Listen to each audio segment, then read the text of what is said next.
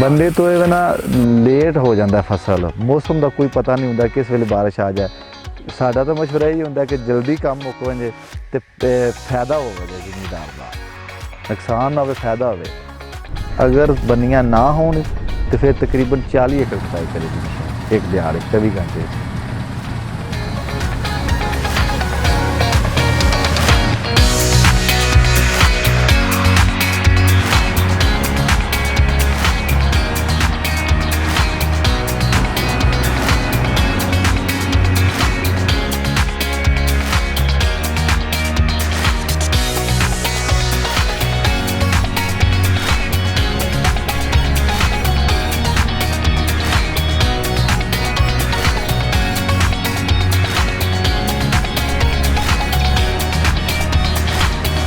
ये टैंक तकरीबन 120 मन वजन होंदा है गंदम का। उस तो बाद तकरीबन गेजां लगियां ने सारी जो दस दियां ने सूरत हाल पिछे जड़ा परोला जिथे दाने इकट्ठे होंदे ने वो भी पता लगता किन्ने दाने इस टाइम हो गए ने किन्ने नहीं। तो सारा सिस्टम वो अंदर कैबन दे मौजूद है। वो दसदा पिया इंजन की कंडीशन, कटर का लेवल जमीन तो कितना उच्चा है कितना नीवा है, कितना इनू जरूरत चाहिए जमीन तो, सारा सिस्टम विच मशीन ते लगा।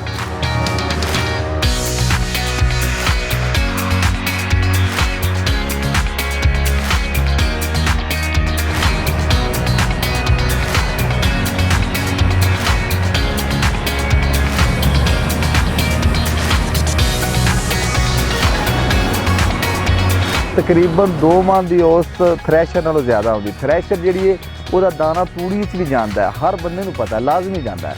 इन्हें दाना पिछे नहीं करना, इन्हें बिल्कुल जो दाना जिदे बीज है ना, चाहे वह गंदम है या होर कोई चीज़ है, तो जिदे दाना है वो मशीन ने अंदर लैके जाना है। मछली आ जाती है, खिलार के कटर बंद करके सफाई करी।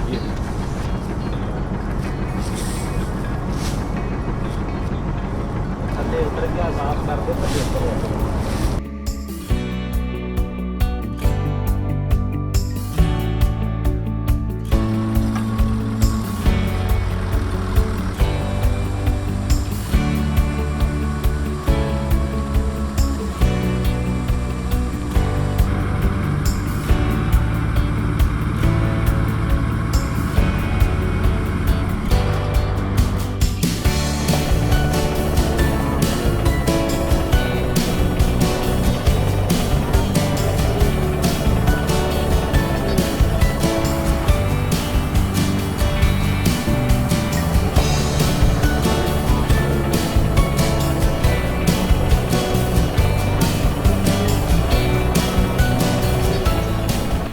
एक दिन के तकरीबन 30-35 एकड़ तुसी कटाई करके तूड़ी बना सकते हो। उस तो बाद जिवें फसल डिग्गी है, ये वैपर जिहड़ा हुंदा है, रैपर जिहड़ा उहदे नाल कटाई नहीं हुंदी, खराब हुंदी है।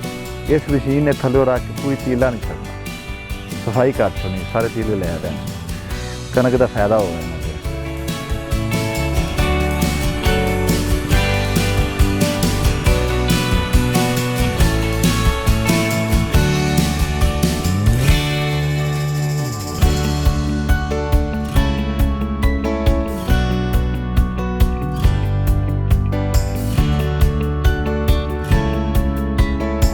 हमारे YouTube चैनल को सब्सक्राइब करें और बेल के आइकन को ज़रूर दबाएं। हमारी वीडियोस को लाइक करें, शेयर करें और अपनी कीमती आरा का इजहार कमेंट्स बॉक्स में ज़रूर करें। मज़ीद किसी भी ज़रूरी मसले की सूरत में हेल्पलाइन नंबर 030303 000000 पर फ़ौरन कॉल करें। बाखबर किसान सर्विस इस्तेमाल करते रहें और रहें जदीद ज़राअत से बाखबर।